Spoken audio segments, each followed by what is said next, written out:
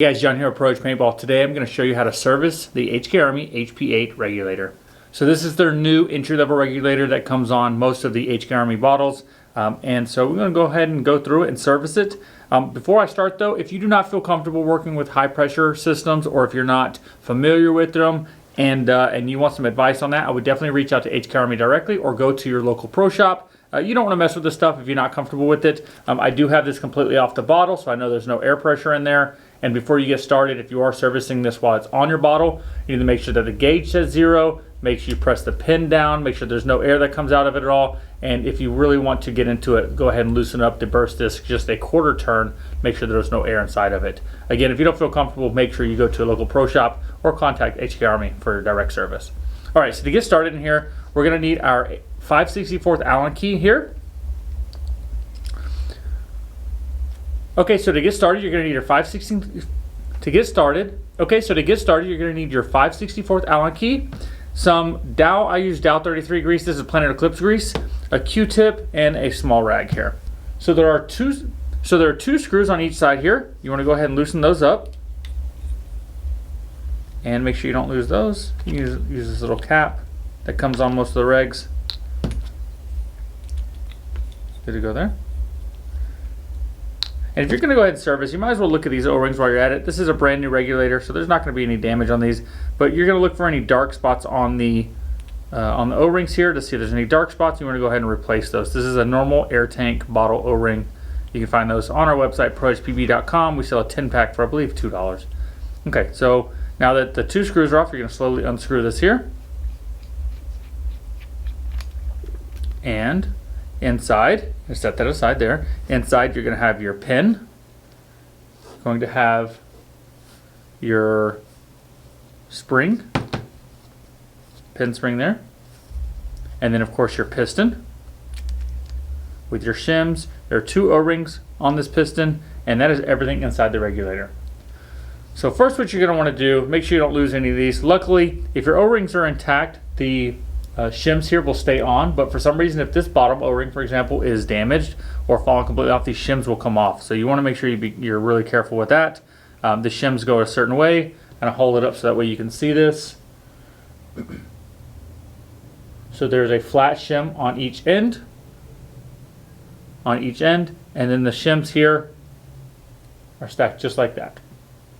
And so there should be a total of the flat shim on the end, and then 1, 2, 3, 4, 5, 6, 7, 8, 9, 10, 11, 12. 12 shims total, unless you have the low pressure kit, and you'll have less.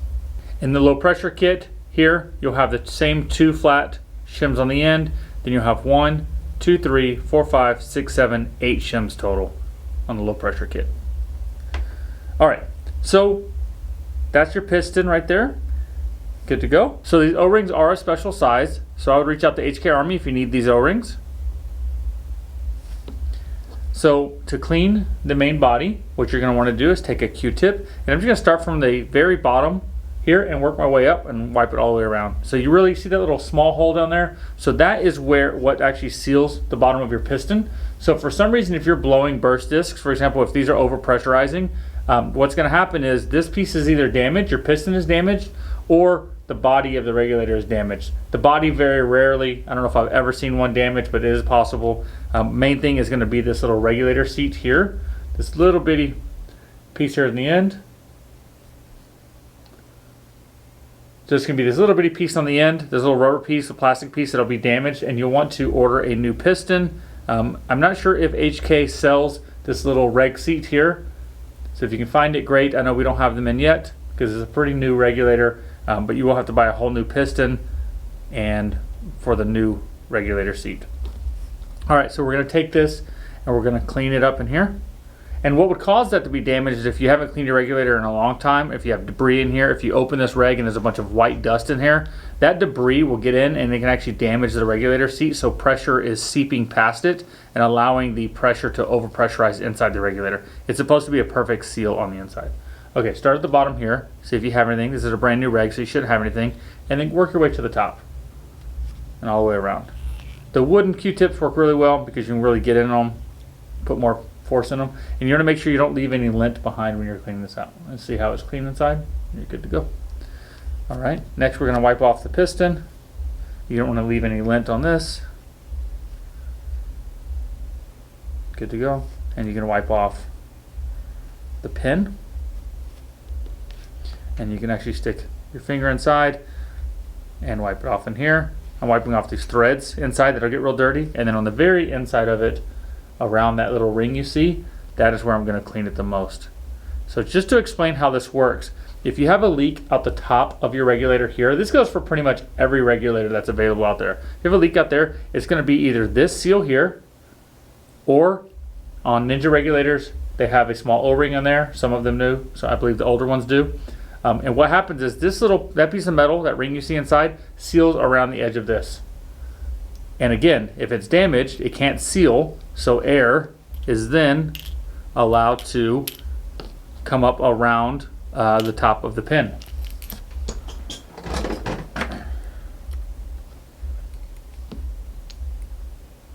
So if it is damaged, you will see air coming out the top of this because that's how it seals right there. So if you have a small leak here, it can be debris in there is causing problems, and you either need to replace the pin, this little rubber piece if you can find them, or the actual top piece. Very rarely, again, have I ever seen the issue with the actual bonnet on the inside. All right, so now that we have all that clean, we want to take our grease, put a little bit on your finger here. You're just going to take a small coat on this. You don't want to do too much. This is Dow grease. I believe it needs to be silicone based. I'm not a technical guy, but if you're curious, contact HK to confirm. But I know Dow 33 is what we use, or this Eclipse grease is what we use on all regulators except for Powerhouse. Okay, so a little coating like that. Good to go. Oh, and you also want to go ahead and take your Q-tip on the inside here. So just to make sure, you don't want any debris going around. And you don't need to lube the inside of that at all. Okay, so what I would recommend next is one thing you can do too, are the threads here will be real dirty typically on a dirty rag. Take your rag and just wipe it around like that. Keep it all clean. All right, first you want to go ahead and drop your piston back in. It'll be snug at first, and it kind of slides into place. And then this can be kind of a pain, so see what's best here. I like to have a pair of needle nose, so if you have needle nose it works out great. This spring should, sometimes they'll snap on the bottom here, but you can drop it inside there, inside your piston. So what I was saying is sometimes it will actually snap on the bottom of your pin here, but you can drop it in your piston there. Good to go there. And you can put it down just like that. That will work typically if it mounts in place. Some of the regulators, this will fall over and you can't line it up. But for this regulator, I would say go ahead and put your spring inside the piston, drop it in, and then hopefully when you screw this on, it should all line up. You can see here. See here, you can kind of see. Perfect fit, good to go, got it the first time. And you just want to slowly screw it on. I'm not having to force it. If for some reason you can't get the line up, go and reverse a couple times like this, and then turn it clockwise again, and that will help you line up your threads. And you're all set. Good to go. When you put this back on, or when you go ahead and air this up, of course take it slow. If you have a regulator tester that tests output pressure, go ahead and do that. You don't want this. This should be about 800 psi, sometimes about 850. Over time it can wear out. They do make a low pressure kit, and I'll show you how to install that in another video to lower this down to between 250 and 400 psi. So far this has been a great regulator for us. We've been real happy with it. So yeah, any questions at all, comment below. If you need any help at all, give us a call, 800-966-9381, or comment below and I can help you out. If you give us a call or text, can help you over the phone. There's no charge on anything like that. Or stop by our store here in Houston, Texas. We can definitely take care of and service your regs and all that good stuff. So yeah, cool deal. Let me know if you have any questions. Otherwise, like the video if you found it helpful, and subscribe to our YouTube channel if you like weekly paintball videos. And if you want to show our support, feel free to shop our website, prohpb.com. All right, guys, thank you so much for watching. I'll see you next time.